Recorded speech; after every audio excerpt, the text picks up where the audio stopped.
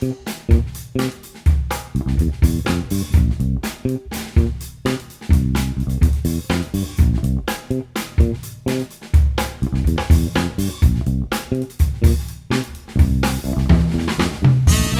everyone. Welcome back to the Dan Nessel Show. I'm your host, Dan Nessel. These days I'm hearing a lot about leadership, as I always do. As a matter of fact, what it means, how to be a better one, and why it's important, even if you are a team of one. So my guest today has a lot to say about this, about leadership and leadership presence, and how to improve yourself to become even more amazing. She's an ICF certified coach, a speech pathologist, and voice therapist who helps emerging and established leaders to do more with their lives and inspire others. And she's very inspiring herself. Believe me, as soon as we get going, you're not going to be able to get your ear away from my lovely guest tonight. Please welcome to the show, Elaine Jacques. Thank you very much for joining me, Elaine. It's great to see you. Oh my goodness, thank you so much. I'm blushing. That was such a lovely introduction. Well, you're very welcome.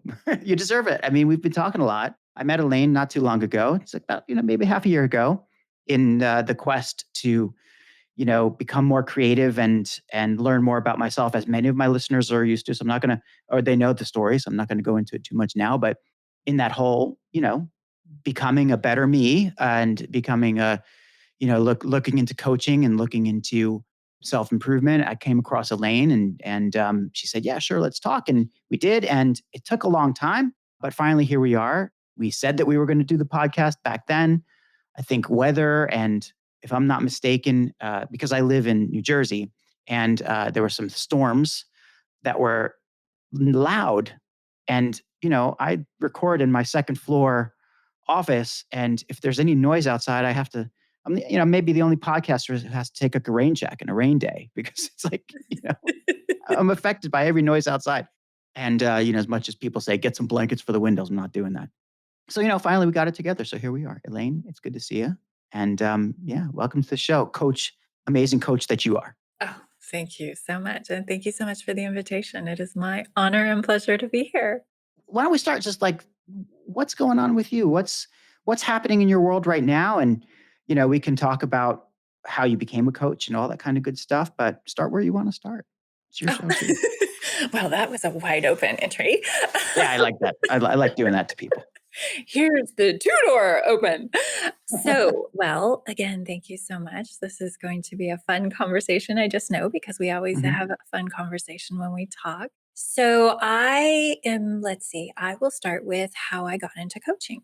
How about I start there? Yeah. And I am coaching is my fourth career. I was doubling up on myself. I interrupted my own self. And I was, prior to this, for 16 and a half years, a medical speech language pathologist. And just during COVID, I decided to officially end that career as something I actively do. I still, of course, bring that knowledge forward to, I'll be nice and say, help support my clients. Sometimes when I'm being funny, I say torture my clients, but to bring the information forward from that career to be more helpful to my clients. I do work with primarily emerging to senior leaders. I like to say I'm a leadership presence and leadership development coach because I don't want people to think I only work with executives. So I like the term leader because almost anybody can be a leader, but that does imply a certain level of experience. And so, if you want someone to coach your child or to help your late teenager figure out what they want to take in college,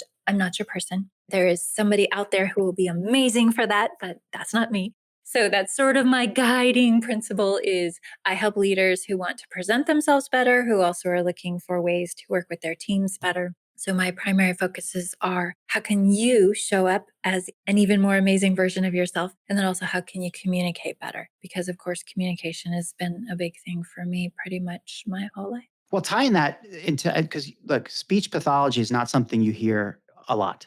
In fact, I can pretty much safely say that, in the almost year that I've done this show, and in fact, I think your episode, by the way, is going to be like a year and a week. Like it's going to be close to the year anniversary of this show. We're recording in February, right? But I mean, this is going to air in early June. But in that time, I don't think I've ever really had a speech pathologist in front of the mic. It makes me a little bit self-conscious about my talking here. why don't we go into that a little bit because it's so fascinating. First of all, what is the specific like area that that a speech pathologist helps people with, and how does that then bear into your coaching and understanding of people?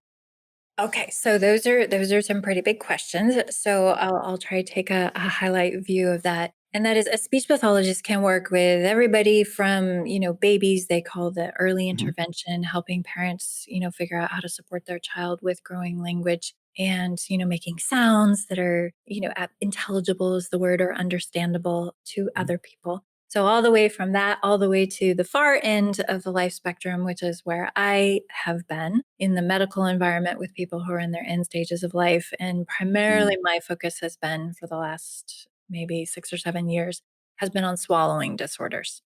Oh. So, working with people who've had a stroke or a surgery or an accident, something that has made it so that they are not able to swallow safely or have a lot of difficulty in figuring out, is there a way we can modify the textures or the thickness of their liquids in order to Hmm. help them swallow safely? Or do we have to have the really not so much fun conversation, which is we need to talk about either a feeding tube or hospice? And that Hmm. brings me to part of why I went into coaching was Yeah. because as much as I think it's an honor to be a part of someone's final chapter. At some point, having to have those kinds of conversations for 8 hours every day gets to be a lot. And Yeah. so, one of the things that really lights me up about coaching is that I get to work with people, and I'm going to say this very delicately, and I mean it with all due respect, but who are actually going to live and go on and do other things. Because unfortunately, some significant portion of my experience as a speech pathologist has been basically being a part of their final chapter. And that includes that some days when I come back to work, they're no longer with us. Uh, And so that gets to be pretty sad. And so for me, I love being able to see people go on and do what they want to do. My focus prior to that point has always been a lot on swallowing disorders, but my specialty that I chose to go into is also voice, which you touched. mhm, So I'm a voice therapist and helping people primarily in the medical setting where it's something that has been either accident or stroke related, or sometimes when someone has had a surgery and they get intubated, the tubing causes some issues. And so I help them recover their voices after that point. So some of that I bring forward into coaching about mhm, communication and how we form sounds. And, that's where the accent modification piece comes in as well. And then just the voice of sometimes when we present ourselves, we can come across in a way that we don't intend. mhm. And sometimes I can be pressed to giving examples of what that sounds like, but I'll just give you one. I'll just Please, give you one. before I press, because So I was going so to. sometimes this is one of my personal pet peeves because where you're meant to speak from is your mouth. That is where you're meant to shape sounds. Now, in the English language, there are three sounds which are meant to come out your nose, Mhm, but only three. And that's the M, the N, and what we call the NG, which is like singing. mhm, The NG sound comes out your nose. All the rest of them are meant to come out your mouth. And what I particularly will strive to help someone overcome is when they talk out their nose all the time. And I really don't like that. Now, again, I do want to be respectful. There are medical reasons why someone may sound Yes, that of way, course. and that is not what I'm talking about. Of I am course. speaking of someone who, just for whatever reason, has that tendency, and I will work with them on, okay, let's move your nasal resonance down to your oral resonance so that maybe you can sound like the professional you want to sound like. Brilliant. I am a little bit self-conscious about I mean, just a little bit, but I mean, I'm not a nasal talker, so that's fine. But I've spoken with people about some of the issues I used to have. Well, with confidence, more confidence related issues with my voice because my voice is sort of on the higher end of the register in some ways. I mean, it is what it is. It's fine. I'm a tenor, I guess. Mm. But you know, which is cool. But I didn't think it was cool when I was younger. I always thought it was like, my friends, their voices changed before mine, and mine never. I felt at some point like, well, when's my voice going to change? It never did. It just stayed kind of the way it is. And eventually, I started to, I met a voice coach Mhm. not too long ago, just in a normal conversation, and she said to me, "You're forcing your voice down, and it's damaging your vocal cords." I said, "What do you mean?" She's like, I forget what the term is. You would know it. Mhm. when you get this going on where your voice, Glottal. you know, It's a glottal sound. the Yeah, glottal sound. yeah. And she The said, "No, you should be technical you should term is actually glottal fry, but it's glottal fry." That's what she said. yeah. Mhm, Yeah, that's glottal fry. And she said, "You should be speaking, projecting through mhm, your natural tone." mhm, And, when I'm mindful of it, I try to stay at my normal natural tone, which is probably this mhm, right now where I'm talking to you now. But when I get relaxed and chill out, I'll get the fry going on a little bit here and there. And I'm always worried. I was worried about it because I thought that it was too loud when I'm going through my normal, like, or what is that comfortable range? mhm, And it's not. She said, it's not. That's just in your head. mhm. Yeah. And she said that actually, probably some of the other tones that you're using are louder than you think they are. And some of them are softer. Like I had this thing going with my wife for ages, and I still do, that my voice was in this kind of register that if there was a washing machine going on in the nearby area, or my or you're on an airplane, for example, like the white noise completely was the same frequency, blocked me out completely. Mhm. So I felt like I had to scream to get heard whenever there's an appliance on in the house. And after a while, I just figured, well, I think that was just maybe my wife was just trying to trying to just joke with me, trying to make me a little bit quiet at times. I'm not gonna speak to that part, so But but that didn't help me when it was time to meet. When I was thinking about, okay, I'm going to start a podcast. I mean, I was thinking, well, who wants to hear somebody who's the same frequency as their dryer? Doesn't make sense. But the microphone cures those ills a little yes, bit, it does. It and does. I've gotten over that part of myself, I think. But Excellent. But it's funny, like, but you just brought up this, it just came to mind as you were talking about speech pathology. But anyway, one of the things that occurred to me as you were talking is there's clearly a touch of black humor happening. And I guess you need that to cope and survive when you're dealing with such Yeah, heavy stuff all yeah. the time. And, turning that into a coaching career kind of makes sense to me in a weird way, or maybe not a weird way, but I was talking with somebody the other day about a wonderful lady, by the way, Patrice Tanaka. If you ever get a chance, check out Patrice Tanaka. Her whole life is all about bringing joy to others. She's lifetime like PR agency legend, Hall of Famer, all this kind of good stuff. And now she helps people and companies find their purpose. And she was talking about joy, and it became clear that joy is not happiness, right? Joy is a combination of things. I forget exactly what she said, and she might get angry at me if I misquote her. So I won't say exactly what she said, but essentially to me, it's a combination of fulfillment and satisfaction, but it doesn't mean happiness necessarily, because tragedy could be part of joy, and Mhm. tragedy can inform joy. So it's when I look at you on screen, and sadly our visitors don't have, the listeners don't have video, but I see a joyful person. I see somebody who is, you know, like bright and cheery, even when you're talking about these terrible things. There's a dissonance, right? Because you're such a happy person, or at least a Mhm. joyful person.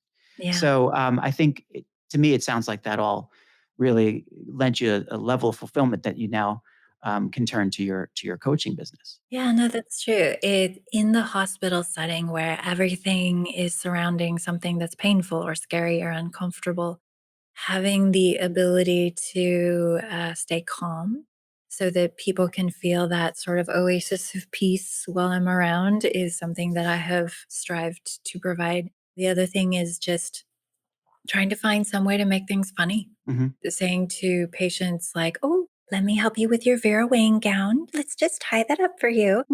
Is just a way to say, "Hey, we're flashing back here. Maybe we could, Hmm. keep it covered."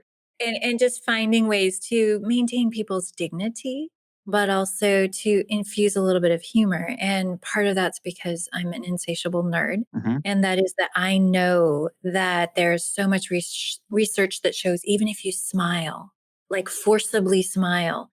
So, side note, there's an exercise that I have given patients simply because I know this, not necessarily because they need the information, they need that as a muscle. Hmm. But I will do that to just force them to smile because it tells your brain, oh, I'm feeling good.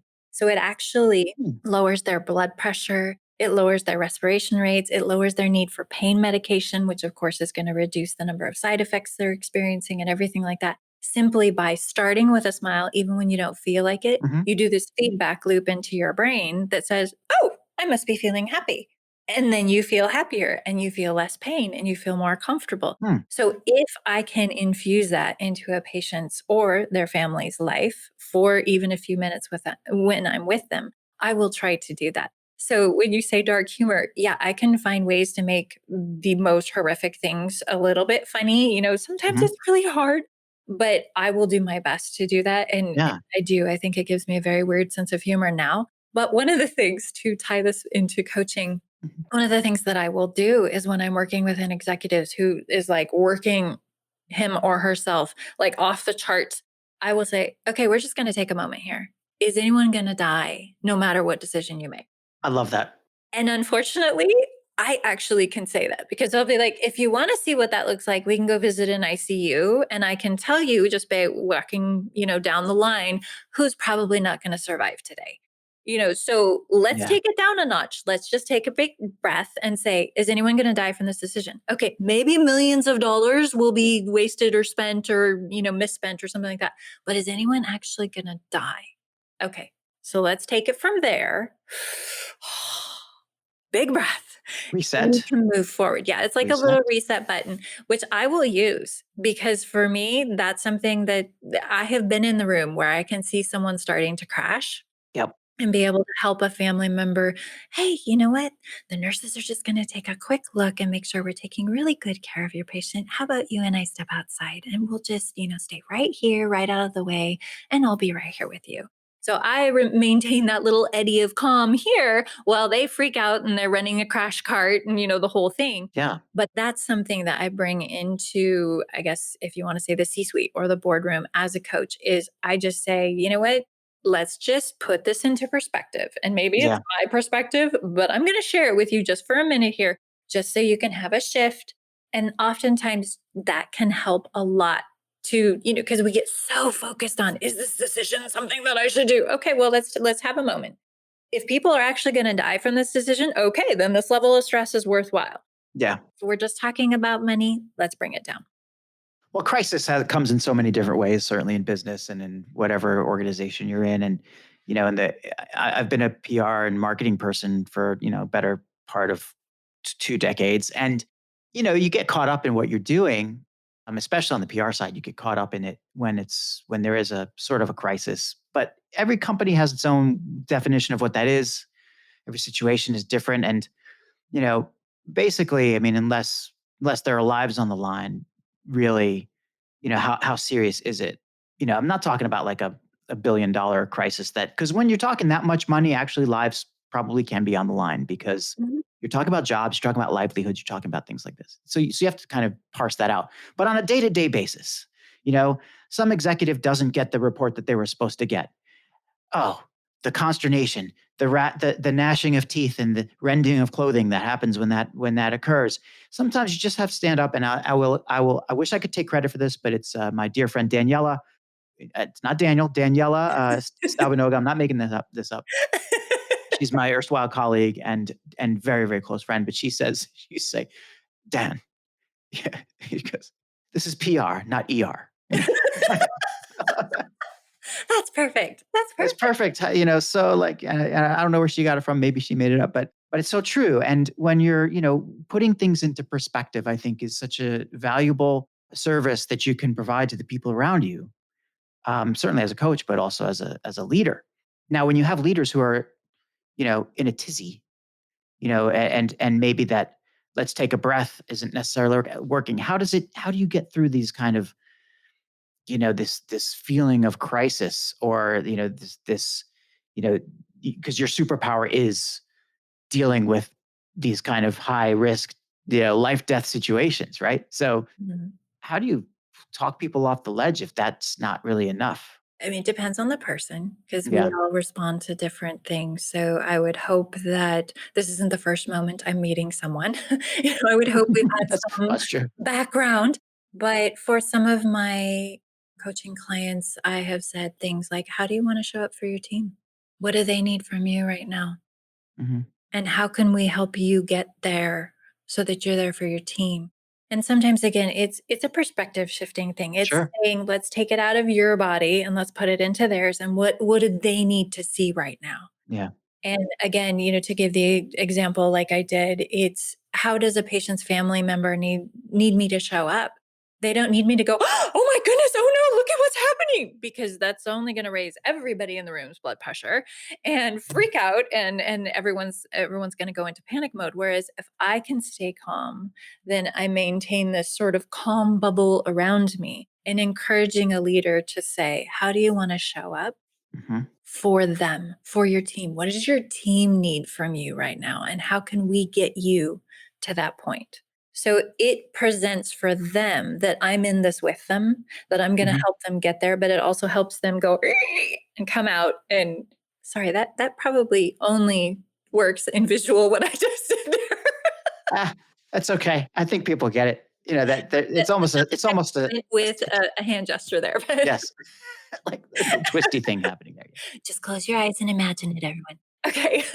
So it's pulling outside of your body and looking at yourself from that standpoint and realizing Mhm. I'm not in this alone. We are going to get through this. But how do I want to show up? Sometimes can help for some people.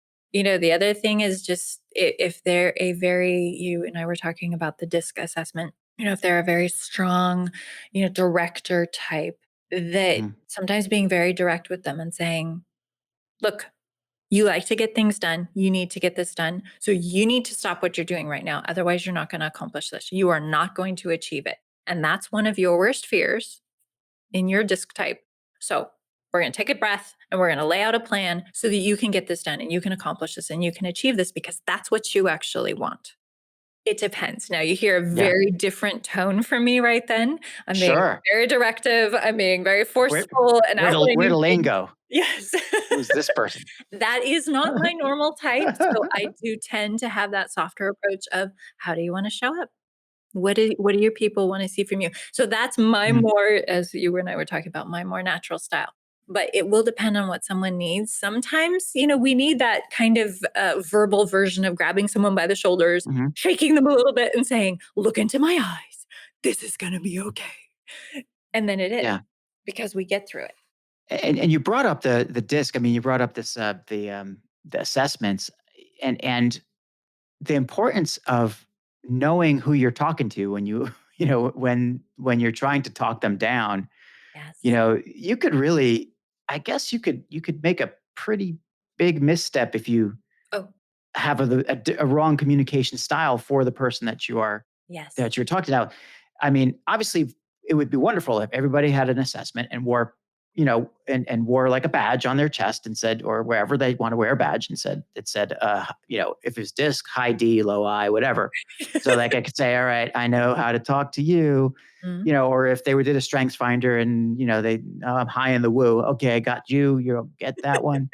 By the way, I'm just throwing these out because these are the ones I've taken. Mhm. I'm not that in depth about assessments in general, but I know that they're really useful, especially to know how to, some preferred communication methods with other people. And that's just scratching the surface. But, when you don't have that advantage, you are also a a pro, an expert in body language and in, the tone of voice people have and so what are some of the cues that you look for and how does that feed into your coaching style as well? So I love body language. It's a real again, I'm an insatiable nerd, so it's Mhm. something that I find very fascinating. Just little things that we do where we share messages with our audience whether or not we realize it.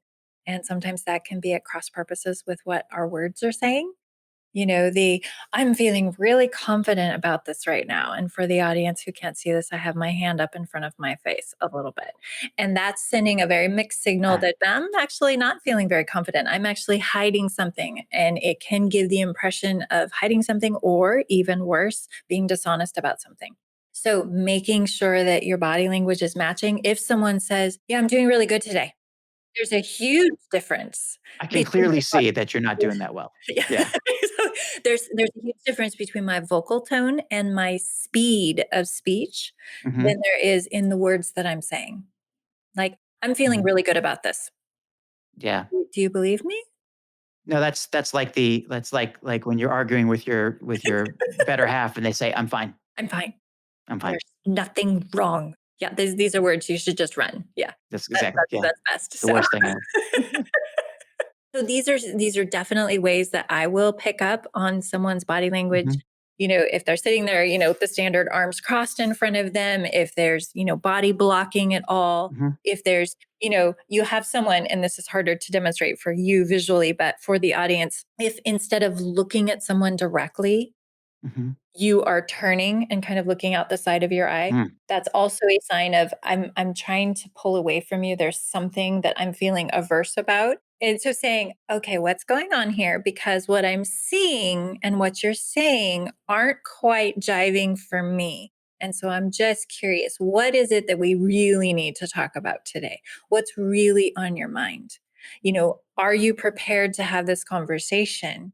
Or is there something else that we need to talk about first in order to make sure that we're addressing what's really important for the client? yeah, Sometimes there can be that disconnect where I know what I need to talk about today is this because my team and everything, but what's really been happening at home is, my mother's in the hospital, she's dying, and I don't mhm, think the personal should impact this, but unfortunately, we are whole people, and so we bring all of that. And so sometimes the body language could say, I know I'm supposed to focus on this right now, but two-thirds of my brain is thinking about my mom at the hospital or whatever, just as an example. mhm, So that's where I will say, I feel like maybe I need to ask, like, what else is going on in your life right now? Is there anything else that maybe we could talk about that would help us be able to move forward more effectively for you in this moment? mhm, yeah, And sometimes that reveals quite a bit of just like, well, this is work or my work is paying for this. But if that person isn't able to focus, you're wasting air for both of you.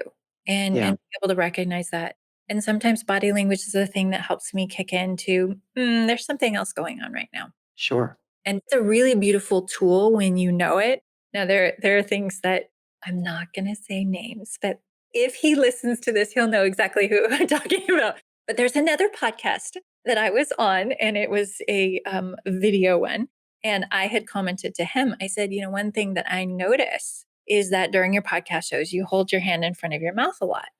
And I said, I just want you to be aware of what that can tell your audience. And that can say to your audience that you don't really want to be here, that you're uncomfortable, that you're hiding something, that you're being dishonest. I said, and I'm not sure as a host that any of those things are something you want to be saying to Mm, your audience because the visual is there, whether or not you're just listening yeah, or whatever. I said, so if you feel this great need to have your hand up in view, and some people do because they're kind of, a little bit shy or whatever, I said, then down below your chin support your head, but have your full face be visible. Now, it's better to not have your hand out there at all. I know. For the audience, Daniel is doing this I'm wonderful getting I'm framing getting very s I'm face. getting very self-conscious about where my hands are with relation to my faith.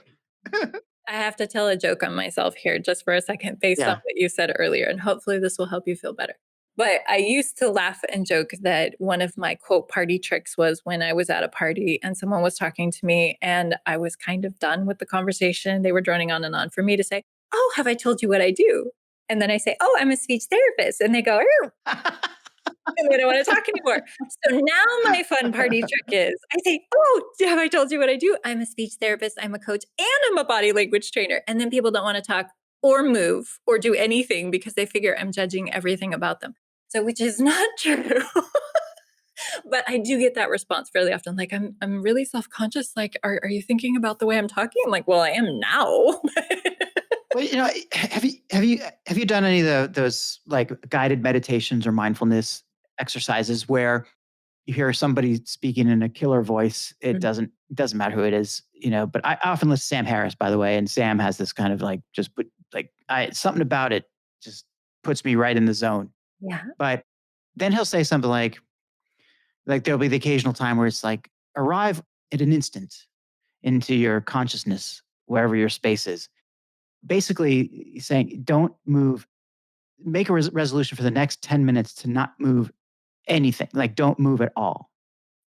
And as soon as he says that, I start to itch everywhere, you know? the nose goes and the everything itches. And I'm only accountable to myself with this, really. But then you have to really focus, on what he's saying is because that's all imagine it's all in your head, right? So just it'll go away. You just have to get past it. You have to acknowledge, okay, I'm itching, and look, you say, oh, that's an interesting thought. Why do I think I'm itching? And then it just goes away. It's Yeah. it's kind of amazing, but it's the same thing. Like as soon as you start talking about where you put your hand. Now, I typically don't put my hand over my mouth when I'm on the podcast or ever really, but I do occasionally lean on my arm or lean on my hand or I have I'm a pen chewer sometimes, right? Mhm, I'll put the pen, you know, mhm, especially if I'm trying to, like, I don't know when it happens in all different situations, but usually it's a sign of engagement, I mhm. think. But I'd maybe I'm covering something, but so that's why I'm self-conscious. What does it mean when somebody puts their pen in their mouth, by the way, typically? Typically, it can be a sign of fidgeting or nervousness or lack of Mm, confidence in what's happening. interesting. Is the subconscious message that people can receive when you're doing something like that. When you're fiddling, if you have a pen in your hand and you're, fiddling it Mhm. back and forth, you people do really fun things, and then I get distracted because 'cause I'm like, "How do they do that? How long have they practiced that?" But never Exactly. mind.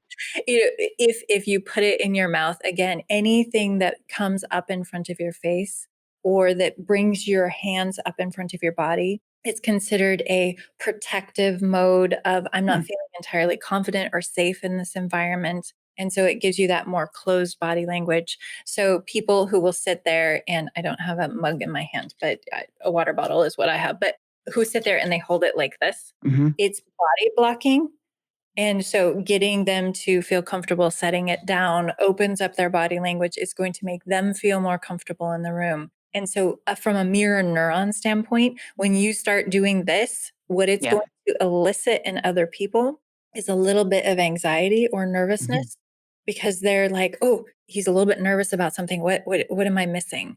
And Oh, that might not arise to a conscious level, but from a mirror mm. neuron response, that may be, unfortunately, what you're imparting to your team.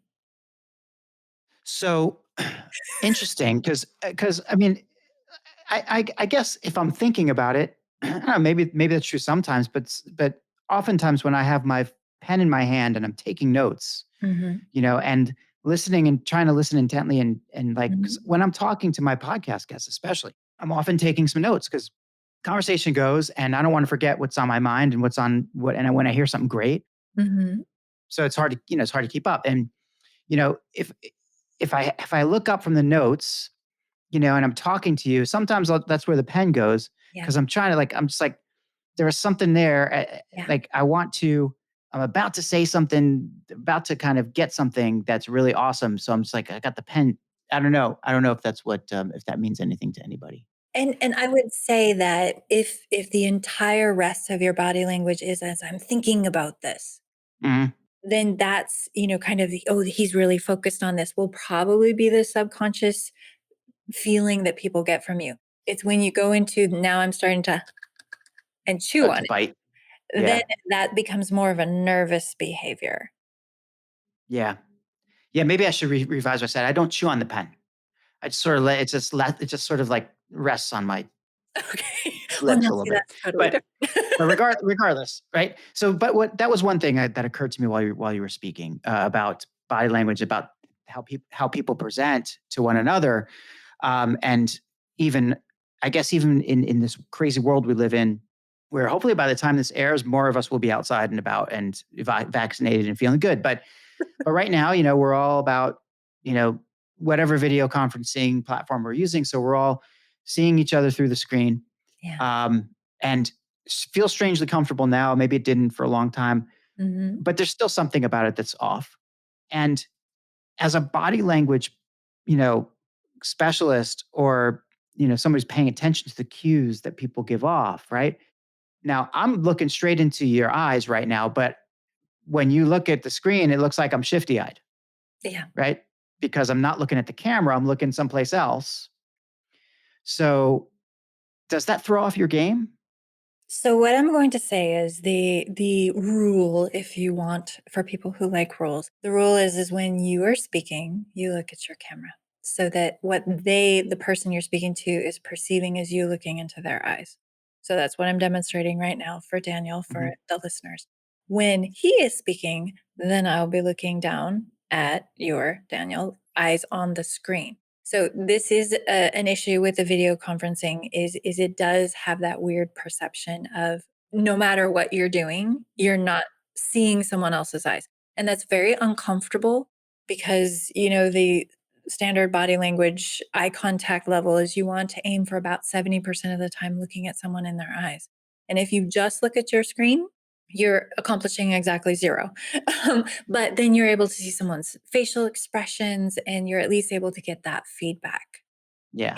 And so this has been very, very difficult. I will say the one thing that I really appreciate about all of this is now, because we've had to wear masks for so long, when I tell someone you need to smile all the way to your eyes to be perceived as genuine, now people know what I'm talking about because your eyes are the only thing you can see over a mask. So That's I true. will say that the one tiny silver lining is now people understand what I mean when I say smile to your eyes. And if you'll give me just one moment to explain why. Yeah. Somebody, this isn't something I have done, has put people into an fMRI machine, which is a functional MRI machine, to watch what areas of your brain light up when you see various images. So if you smile with just the lower half of your face, the standard kind of the sound effect is just for the audience because you can't see what I'm doing. So when you smile with just the lower half of your face and it doesn't reach your eyes, there is nothing about the person that you're quote smiling, fake smiling at. There's nothing that lights up in their brain. Yeah. The only way that we feel something from a mirror neuron response level is if we smile all the way to our eyes. So, the interesting thing is to flip this into something that you and I were talking about. When you have a photograph taken of you, if you happen to be one of these people who's like, oh my gosh, I have crow's feet around my eyes, and you Photoshop that out, you're removing that. Really? You remove that. So the crow's feet elicit the Yes. mirror response? The mirror neuron response of showing that this is actually a genuine smile. Isn't that So interesting? yeah, that's amazing. Now I'm gonna practice that. Anyway, so that these are the things that fascinate me, and these are the kind of the small details that I will work with clients on. Is if you're going to smile, actually make it count. Don't do the fake smile thing. No one likes that. It's really pathetic and disingenuous to sit there and go hey, and just to Yeah. recognize it does nothing for the other person. Great pointer. Do you think that people in meeting rooms should start turning around and like, have these big wacky smiles at each other? That might be a great way to warm up a Absolutely. room. Yeah. Well, and okay, let's just have a moment of pretend play here. Mhm. Imagine that you have everyone in the room practice a couple of different smiles. Thinking back about what I was saying about what that sends a message to your brain is even if you come into the room and you're not feeling that awesome, just by making the facial expression of a smile on your face, you are creating a happier environment in your audience. And for the benefit of everyone who does public speaking here, if you can make your audience feel happier, they attach that feeling to you. And then anything you say, they're going to remember more. Start off with a smile, Yes. in a, well, they would say start off with a joke, in a presentation, right? Or some humor, which I guess, you gotta smile along with that, I suppose. Yeah. If you get the interactive audience feature and just have everyone, okay, I want you to practice your biggest smile or whatever, you immediately raise the happy hormone levels in your brain of everyone there. And they attach that and associate that feeling with you and what you've talked about. I was gonna ask you how this ties into leadership, but it seems pretty self-evident Mm, that, a good leader is going to engender positive feelings in those around him or her, yeah. or they, and they'll be much more effective, Yes. if they can genuinely, you Yes. know, bring a I'm not gonna say happy, but certainly a joyful self to Mhm. the room. Something to consider. How do you do that when you're not feeling that great though? That's the problem, right? That's the issue. I'm going to tell you, which makes me laugh. I actually was asked this question by somebody, and I did a video about it. Mhm. And the warning on my on my post is, don't watch this if you have a sensitive stomach because I fake barf. Oh, nice. Spoiler alert, that's what I do in the video. Is to talk about This is where transparency and being that little bit vulnerable Mhm. is really important, because if you show up as someone who's always has it together, who never has anything go wrong, then what does your team feel like they have to do? And then when they're not feeling good, they're not going to be as comfortable showing up as their true selves. So this is where I say that show up as your true self. Say, you know what, this conversation is very important to me. I just want to let you know I'm feeling a little bit off right now. So if I don't seem like I'm 100% focused, that may be because of it. So I'm going to invite you to choose. Would you like to have a more abbreviated version of this conversation now? Or would you prefer to reschedule when I can absolutely be here 100% for you? Mm. Because what does that tell your team members? That tells them when they're not totally 100%, that they can be honest about that. Yep. And it's a great way to show that you actually care, number one, about yourself and your own needs, and it gives them permission to do the same for themselves, which is creating that culture of compassion, self compassion, and compassion for others, of recognizing that, we all have off moments. We all have days where things aren't amazing for us. And being able to say, you know what, right now I am like Krabby Cakes times 12, fill in your own word here.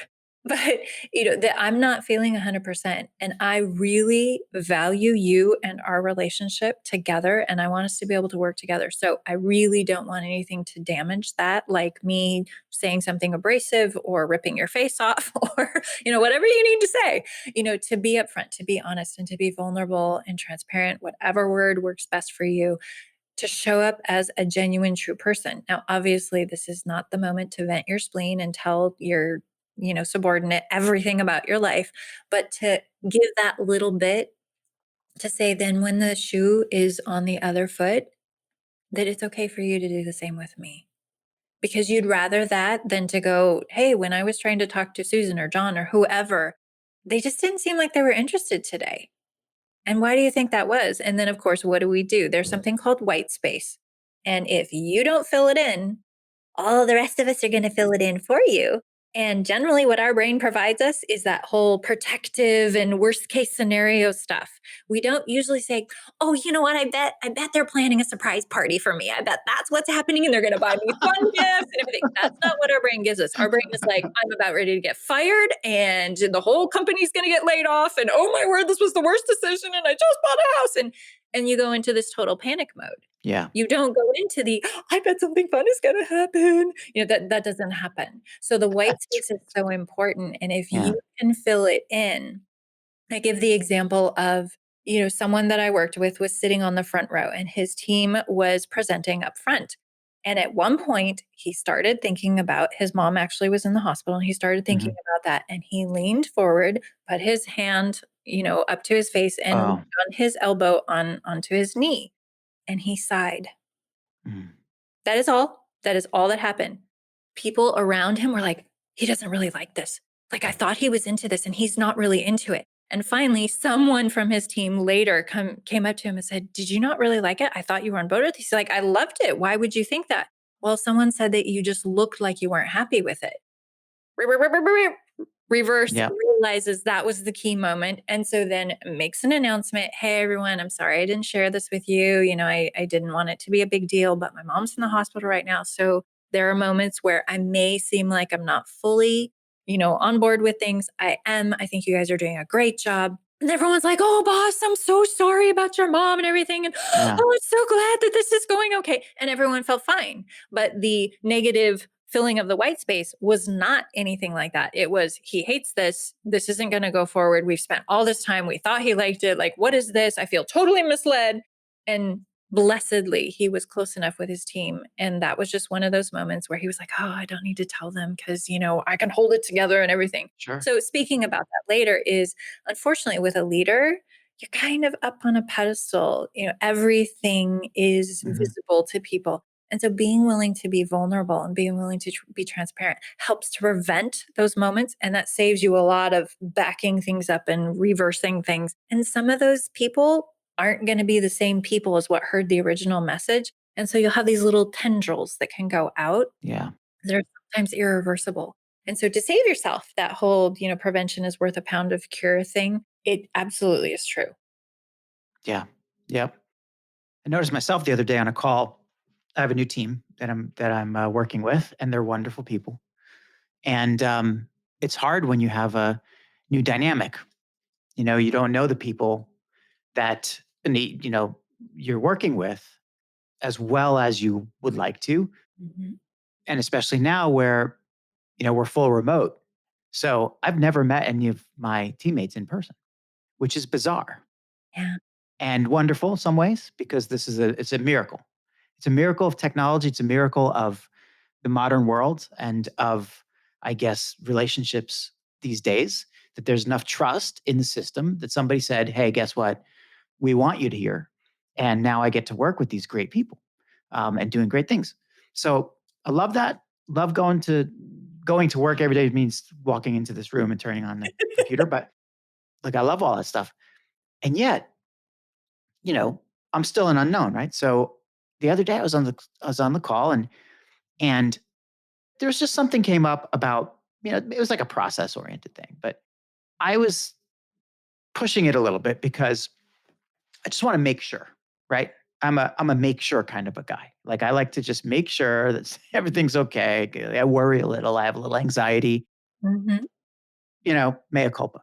So, I new team and I realized that I wasn't saying anything that was making their work suspect about anything, right? So they're doing it because they know far more about everything than I do anyway. And they're just great. They're doing fantastic stuff. But something I said and the way I was saying it, I kind of started to notice maybe like a little extra beat of silence here and there, or, just, a breath. And I wasn't sure, what was going on because like I said, we don't really know each other all that well yet. Mhm. But I just said, you know what?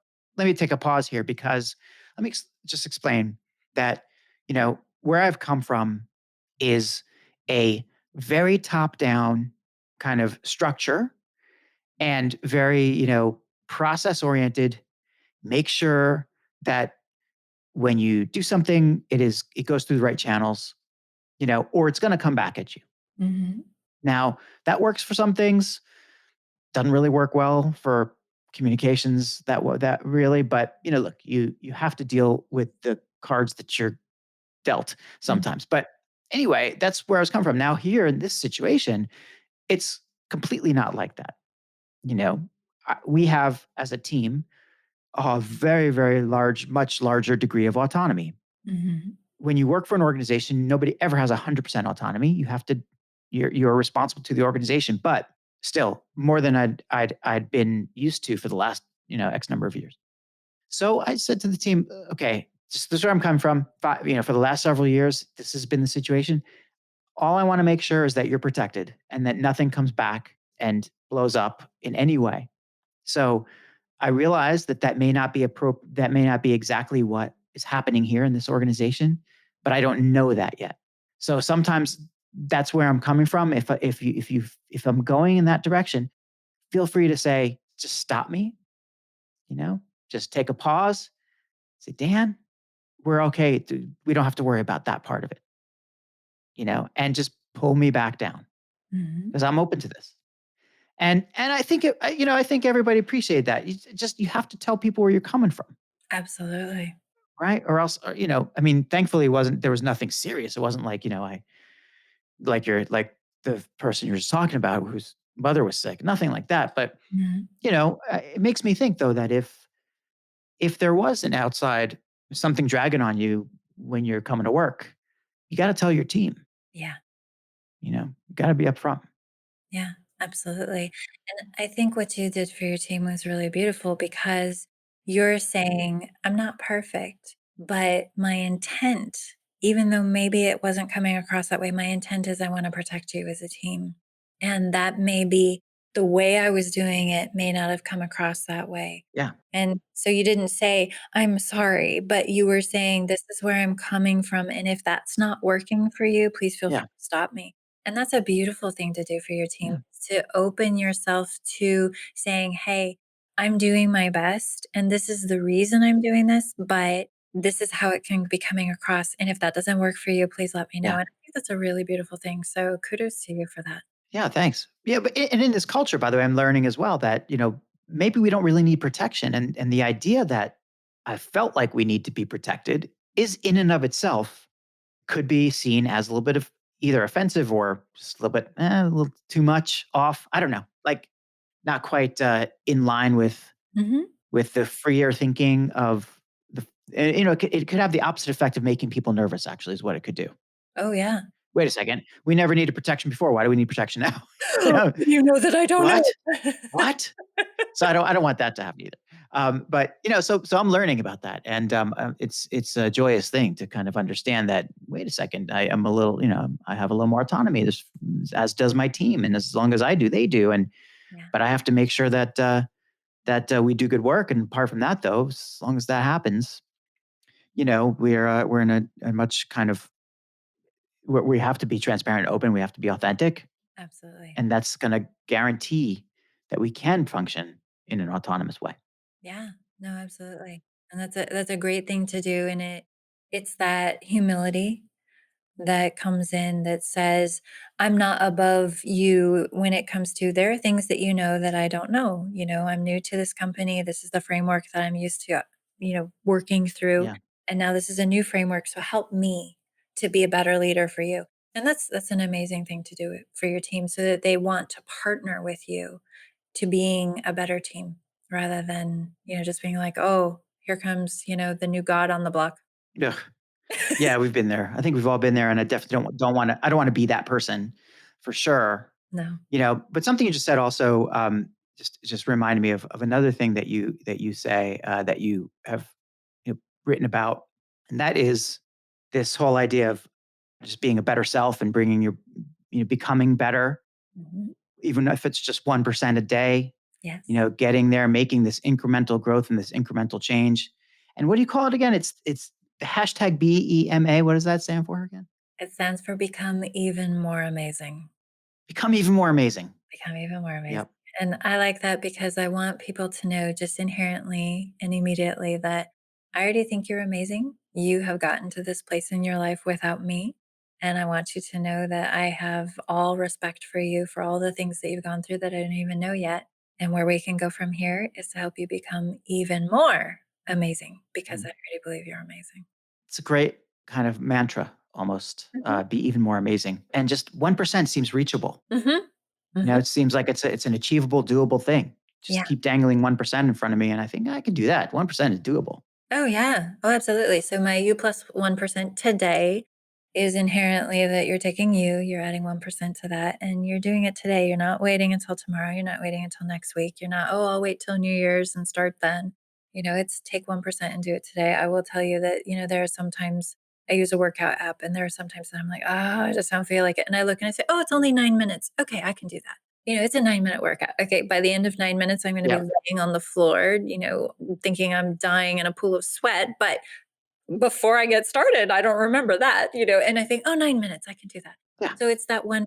It's investing into your future self and saying, what do I want my today self to do so that I can have the opportunities that I want in the future? So thinking about your future self as an actual person that you can kind of hold on to and shake hands with and high five with, that the person who's already standing on top of the mountain, looking at the amazing view and breathing in the beautiful fresh air and everything, what do they want you to have done today to help them get there?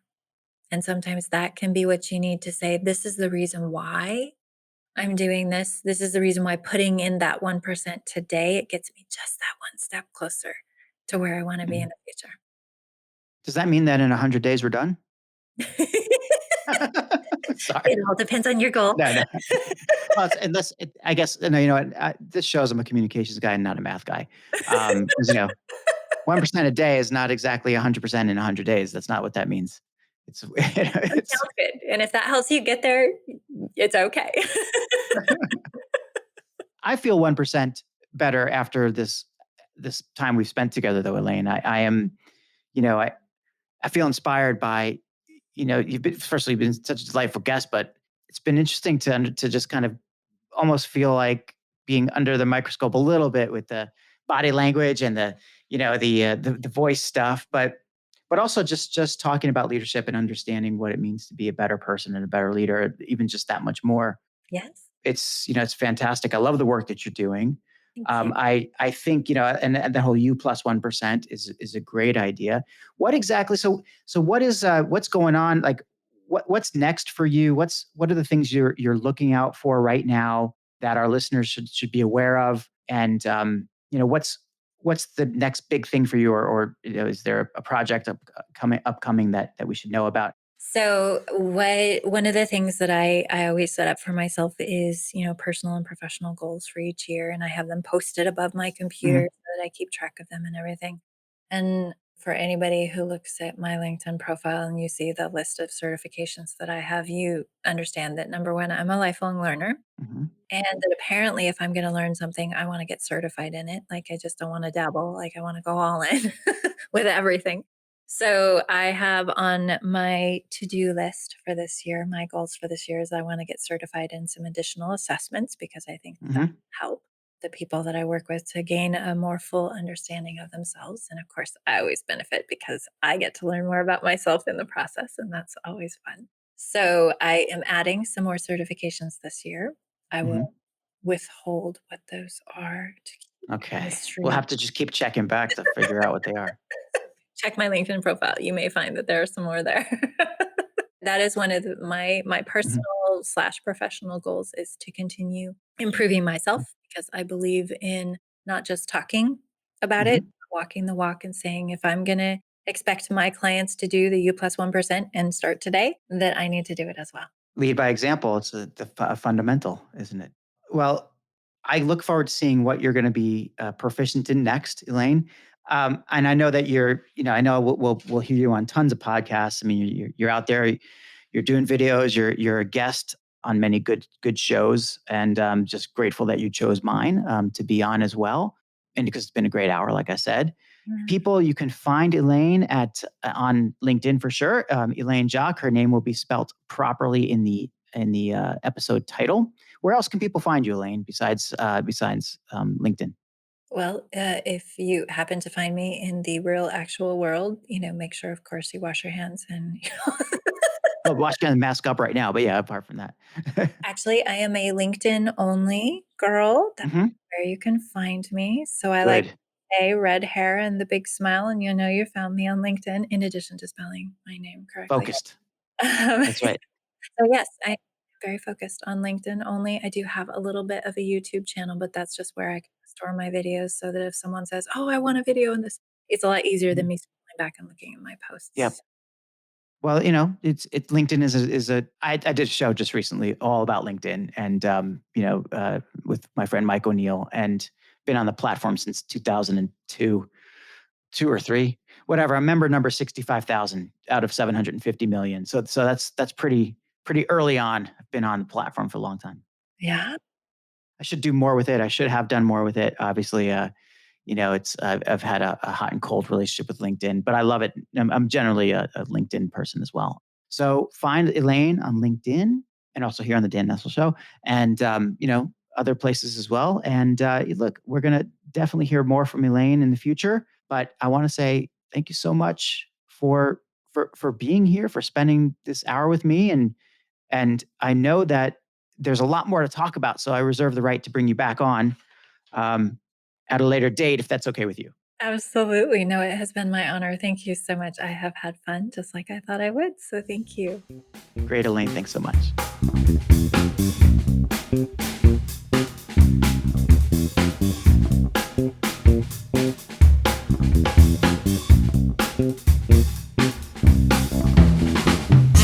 If you enjoyed this episode of The Dan Nessel Show, please head on over to iTunes, Spotify, Google Podcasts, or the podcast player of your choice to subscribe, rate, and leave a review. And please don't forget to spread the word. Thanks for listening.